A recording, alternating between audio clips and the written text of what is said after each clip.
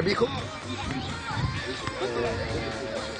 الحقيقة هذه السفرة للبورصة الصدرية والمشاركة ضمن أكاديمية جوفنتوس كانت بكل صراحة بكل تجرد وبدون غرور، بادر من شخصي المتواضع. اتصلت بالسيد جلال بن قاية رئيس الجامعة التونسية للرياضة والجميع، وطلبت منهم بكل لطف لما لا مدارس بمبلة يكونوا ضمن الملاعبية باش يكونوا حاضرين في الدورة.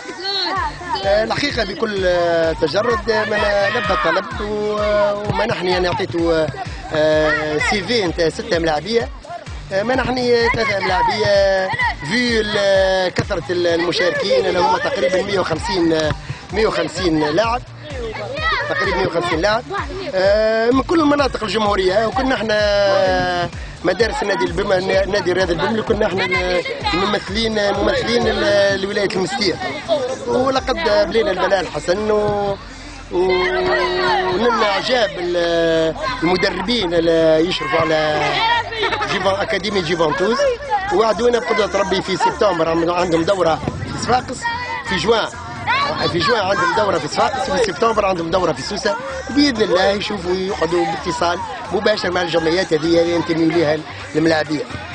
هذا اكتشاف العالمية، وإن شاء الله هذه البداية ومازال وبمبلة تستاهل كل الخير، وياما خرجت ملاعبية في ليكيب ناسيونال من حكام من ملاعبية يشرفونا برشا. واحنا الغاية منا هو أن نخدم الرياضة التونسية. أنا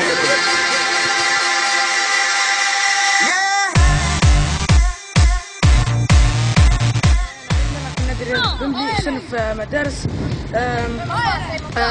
نلعب رأس حربة. تم استدعائنا من الجامعة التونسية لكرة القدم للرياضة للجميع. كانت أجواء باهية غادي في بورصة الصدرية، ترانينا عملنا تيست، عملنا ستاج، إن شاء الله نشرفوا بمبلة، ومازال عندنا تربص جديد في صفاقس.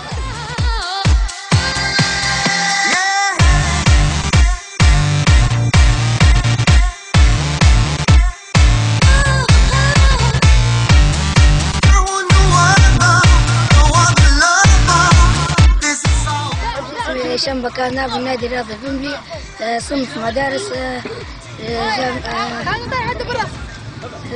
نادونا من جامعة تونس لنعمل ستاج، وعملنا جو باهي غادي كي.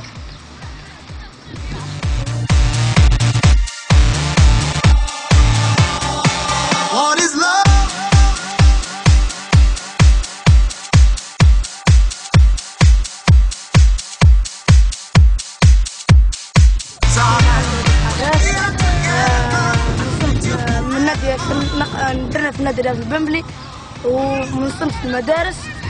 تم استدعائنا من طرف البورصة الصدرية في الجامعة التونسية للكرة للجميع، ومعناتها ولعبنا غادي مع جماعة من جوفنتوس. تم استدعاء برشا معناتها نوادي وكل الشباب غادي معناتها موجود، وكان من الحظ معناتها باش نعمل حوايج باهية. شرفنا بمبلة، وإن شاء الله نعاودوا نتربصوا مرة أخرى في بلاصة أخرى.